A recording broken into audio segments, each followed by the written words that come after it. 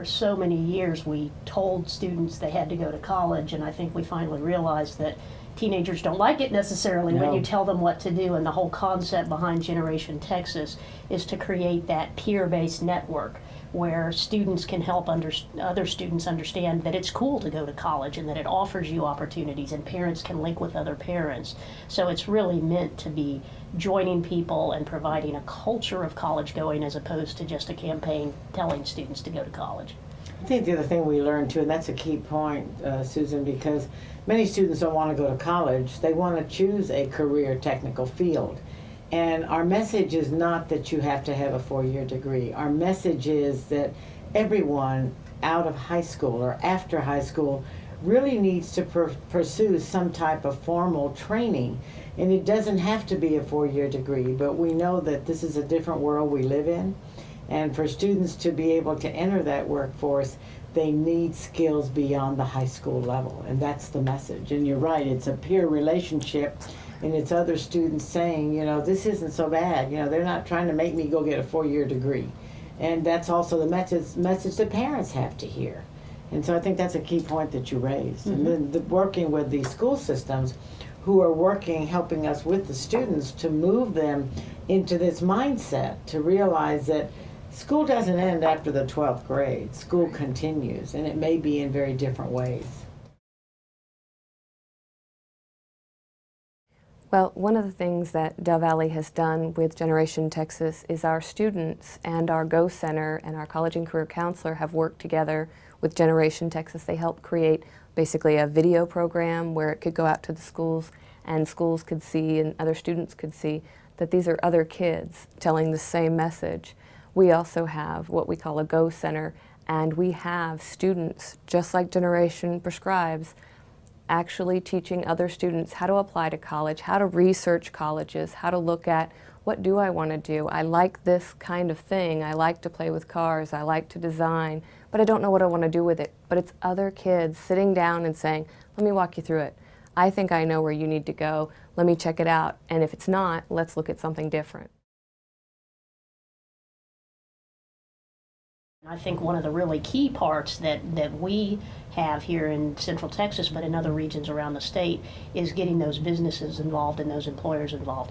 I was former chair of the Chamber of Commerce here in Central Texas, and I can tell you that employers need a much more highly skilled workforce than they had when we graduated or Absolutely. our parents graduated. In Absolutely. fact, I mean, it's almost impossible to get any sort of career track living wage job without some sort of post-secondary credential. It doesn't matter whether you're selling cars or whether you're working on cars or whether you're building computers or writing video games. They all need some sort of post-secondary credential, and so the employers are the ones out there with the message of, I want you to continue on. I want you to be successful because that's what I need to employ. One of the best things that E3 Alliance and Generation Texas have worked together with the businesses and the schools, it's teaching the schools also what the businesses are looking for. So if we need to improve on soft skills, if we need to improve on things that you don't necessarily think about on a day-to-day basis when you're thinking, I need to teach math, science, English, and social studies, it may be, I need to teach teamwork, timeliness, organizational skills, Right. things that the businesses are seeing a deficit in. We need to make sure that we're also offering those opportunities to the kids to learn how to do that, to create projects in classes where they have to team and what that actually looks like.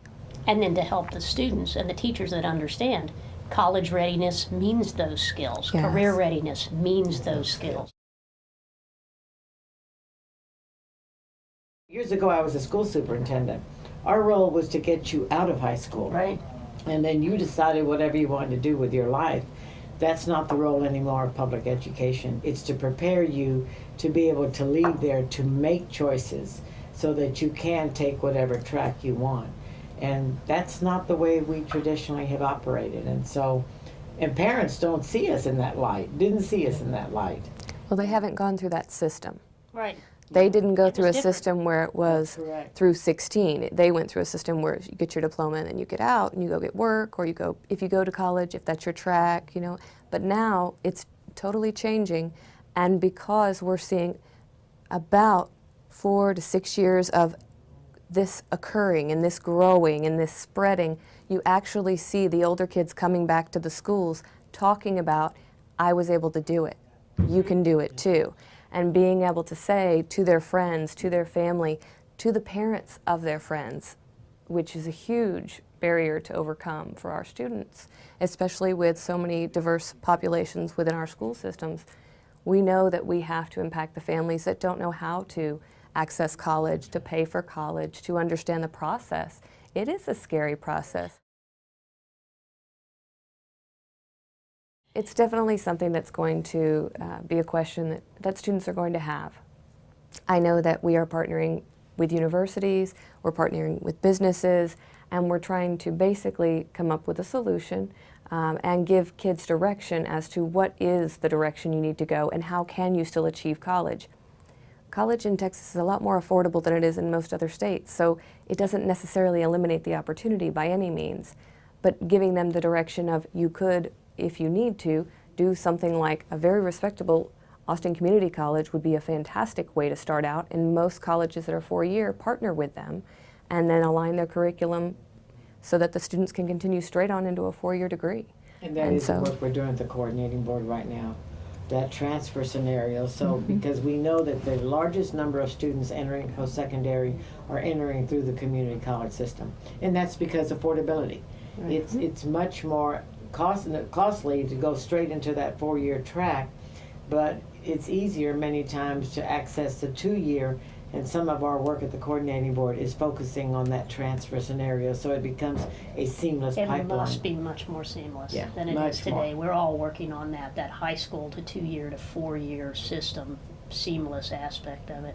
But you're right, Reeve. I mean, we are simultaneously raising the bar, raising expectations, saying we need much higher outcomes when we're putting less resources in the system to be able to do that. And it's putting a huge strain on our schools, on our teachers, on our education leaders at all levels, early childhood, K through 12 higher education.